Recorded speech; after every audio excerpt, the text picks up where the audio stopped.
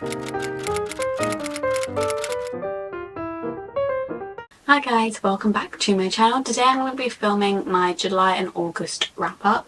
So this is every book that I've read in the past 2 months. I do this every other month because I don't really read enough in a month to make a whole video on it. I always try and start with a few statistics. But also, please, if you see any of my hair from the back, please ignore it. I was in a rush, so I only really cared about what the front looked like. In July, I read a total of 4 books, which was 2,092 pages. My average star rating was a 3.75. In August, I read 6 books, which was 2,448 pages, and I gave an average rating of 3.75 again. So it's not been the best few reading months. I've also been in a slump, so I feel like I've been rating things harsher than I normally would. The only time I haven't been in a slump in the past 2 months was when reading Crescent City and when I was on holiday. And that is it. What did I say for July? 4 books. So I've read a total of 10 books and I'll take you through them. So we started off the month with Tangled Up in You by Christina Lauren.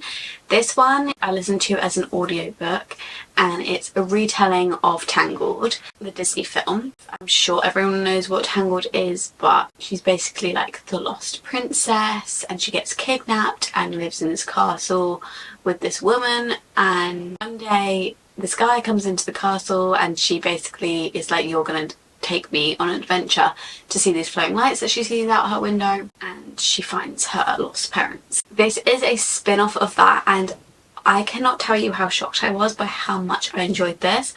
I feel like if I read it physically I could have even given it higher, but on audiobook sometimes I feel like I rate it a little bit lower just because some of the times I'm distracted and I'm not fully listening, and sometimes like people's voices are annoying. And I gave this one a 4-star, which I still thought was pretty good. Like, I did not think I'd be giving this a 4-star. It has got a 3.89 rating on Goodreads, so it's not the most amazing rating on Goodreads. So we follow Ren, and she has always lived in this like farm with her parents, and they've always been very strict. She's not allowed a phone, she's not allowed to go out, like she's not allowed to do much, and she just like works on this farm. But her parents agree that she can go to college, so she ends up going to college and she meets Fitz there. She basically catches Fitz doing something and blackmails him to go on this adventure with her. And I don't want to say too much because I found this book so shocking. Like, I did not expect the turns that we were taking. I thought this was just a little rom-com. I think the less you know about the book, the better as well. I did quite enjoy the audiobook narration as well. You get both the voices of Ren and Fitz, so we get both their point of views, and it's actually a really, really sweet romance. I haven't heard anyone speak about it. I just read it because I love Tangled. Tangled is my favourite film in the world. Like, I literally have Tangled memorabilia all over my room.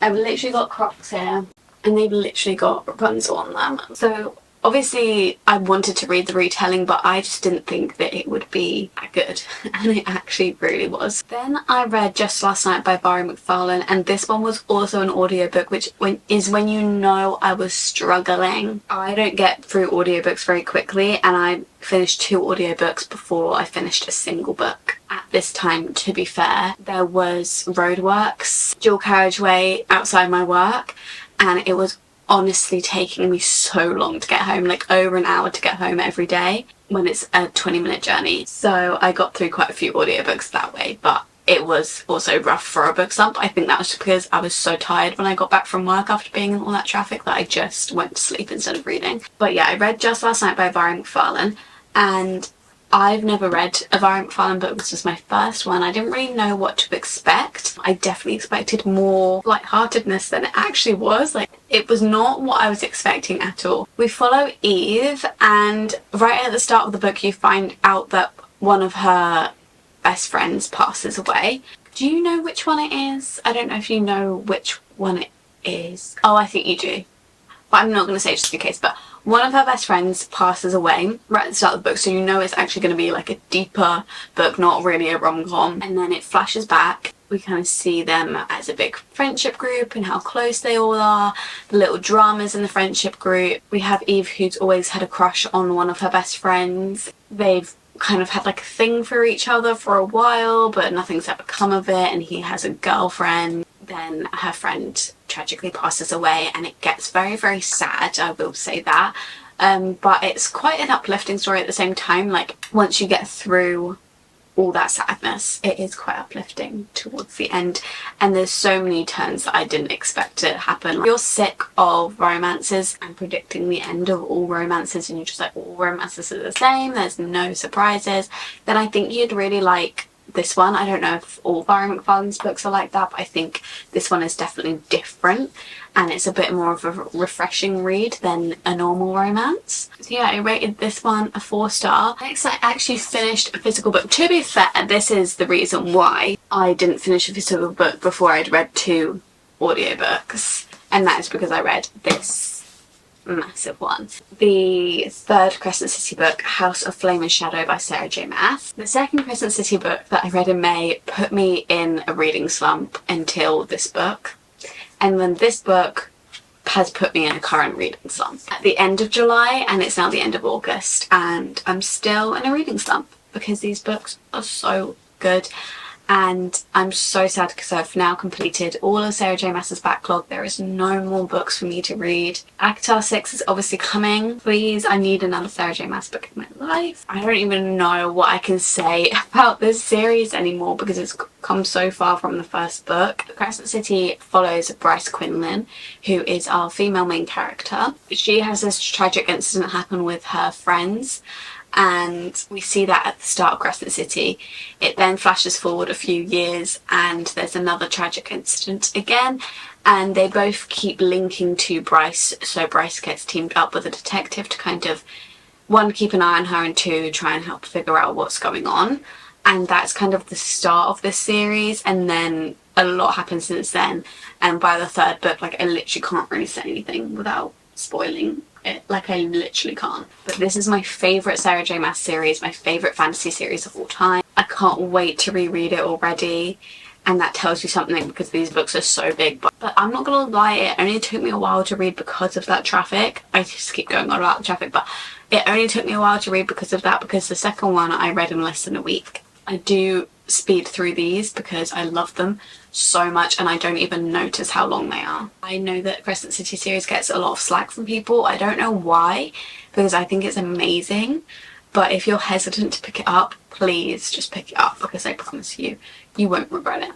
Next, I read a bit of a strange one, so I don't really know how to review this, but that is The Teacher by Frida McFadden. My Goodreads review for this book is literally ... what the fuck. So Frida McFadden, me and Frida McFadden, we've never really gotten along that well. I read The Housemaid and I didn't love it. I'm sorry, some of the writing made me cringe a little bit, and it was quite predictable, and then I found the end, like in the epilogue, so stupid, and I was like, how are they making this into a series?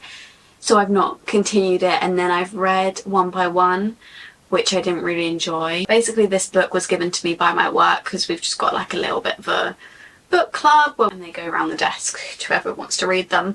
So I got this one from my work. I actually really need to give it back. But this one is definitely probably the worst one of all of them. So I just really struggle with Frida McFadden's books, so I feel like there is no character ever to root for, and I think I struggle with that. I know you don't need a character to root for, but even in a lot of thrillers, you still kind of are rooting for the main character, and I was like, I don't actually know who to root for. So basically, we get the point of view of Eve, who is a teacher at the school, and her husband is also a teacher at the school.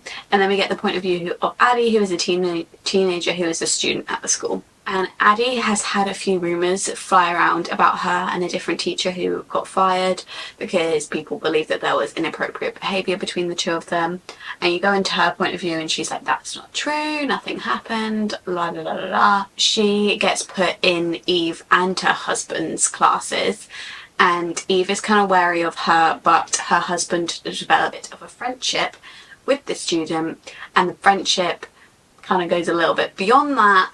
And it's just a little bit disturbing because she's 16 and he's like 30 something. And I know like those things do happen, and it's obviously like the book isn't condoning it. He is a creepy man.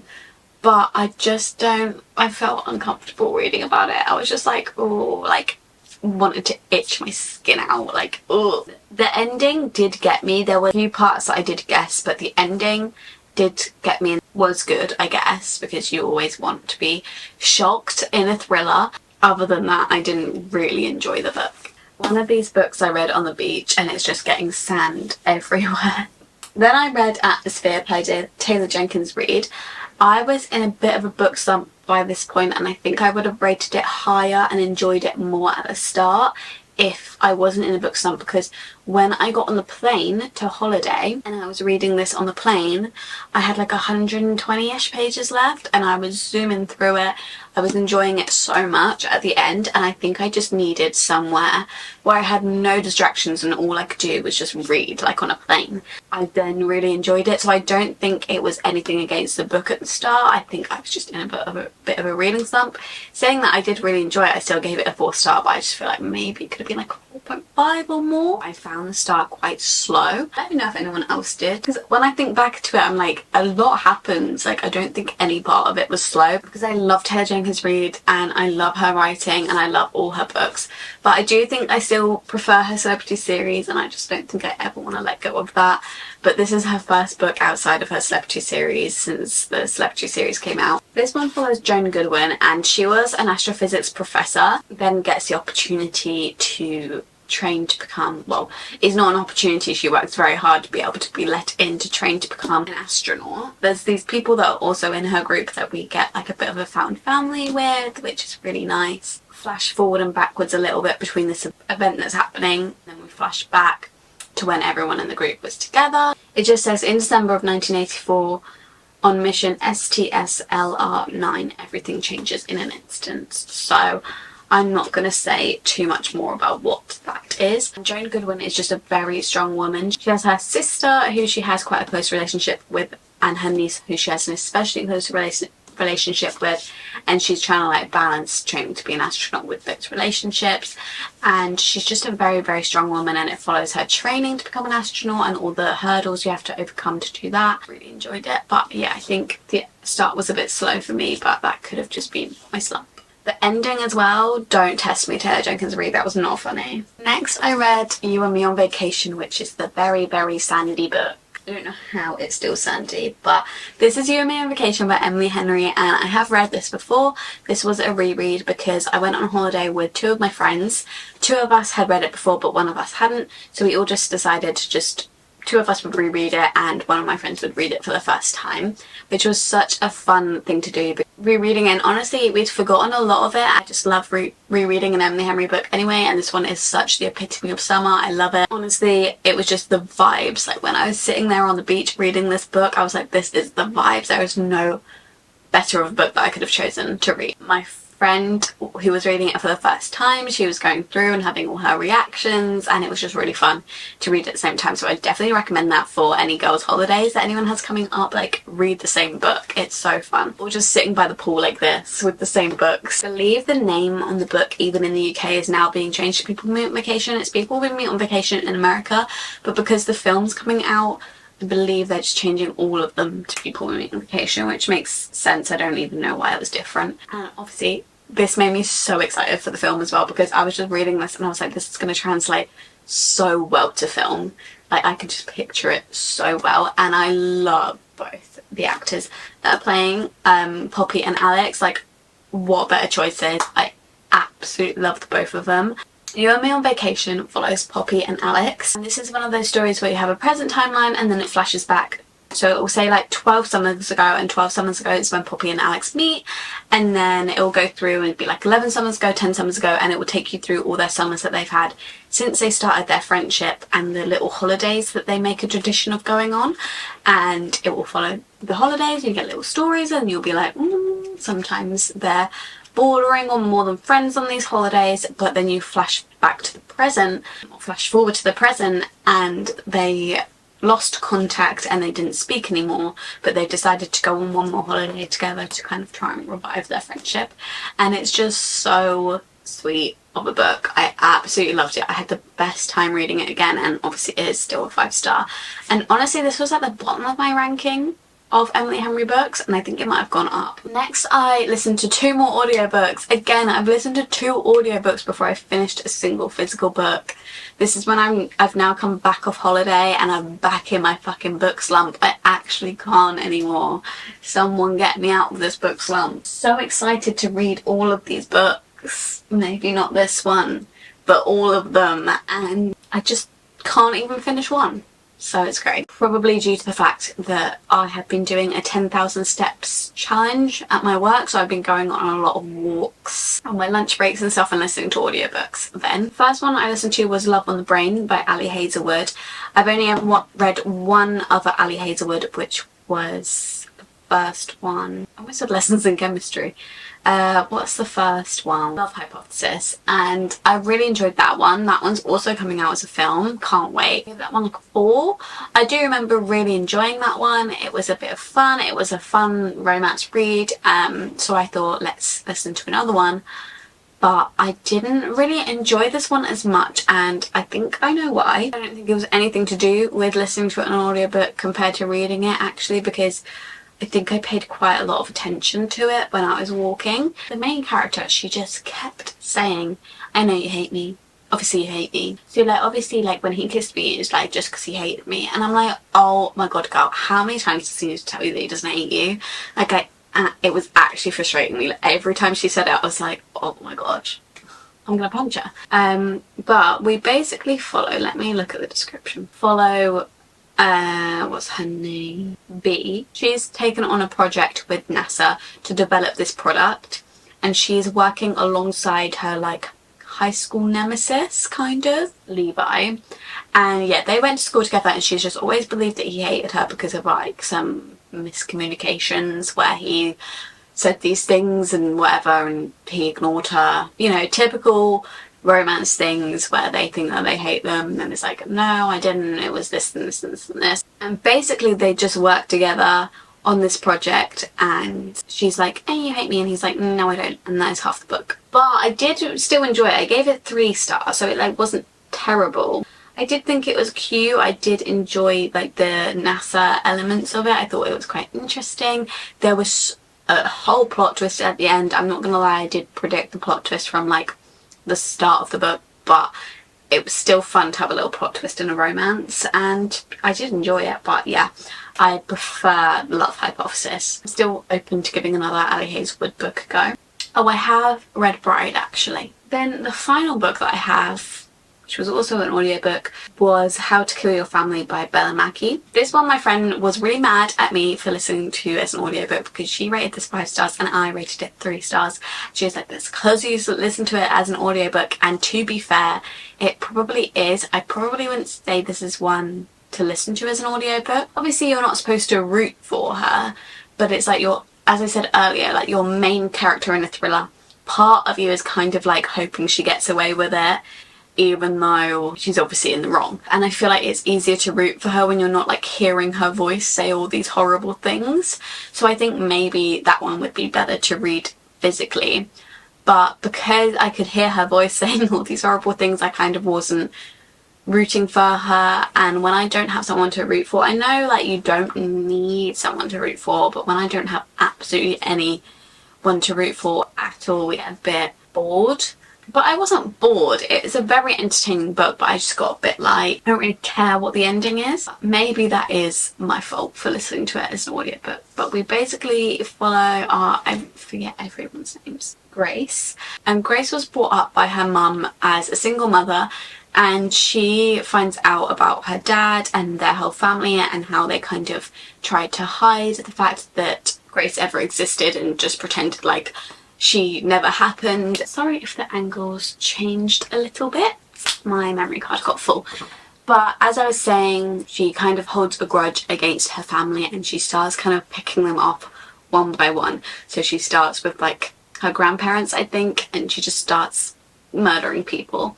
And obviously like they're horrible people, so you are kind of like, but then you're like, murder isn't really the way to solve it. And some of the murders that she does are definitely brutal. I don't know, I didn't really connect to her, and like obviously like she's a serial killer, you don't need to connect to her, but I feel like wasn't really connected to her story either. And the next Bella Mackie book that I read, I will read physically. Anyway, that is all the books that I read in July and August. Yeah, it's definitely been a bit of a mid-reading few months. We'll see what happens in the next few months, and in my next wrap-up we'll see if there are any amazing books that I find. Hopefully, fingers crossed. If you enjoyed this video, please give it a thumbs up. Please subscribe down below and turn the bell on. You'll be notified every time I upload. I always upload every Sunday and they're always book related videos, so if you enjoy that, please subscribe. If you want to, you can follow my social medias at _libraryofeden on both TikTok and Instagram. I also post all book related content on those, and I will see you in my next video very soon. Bye.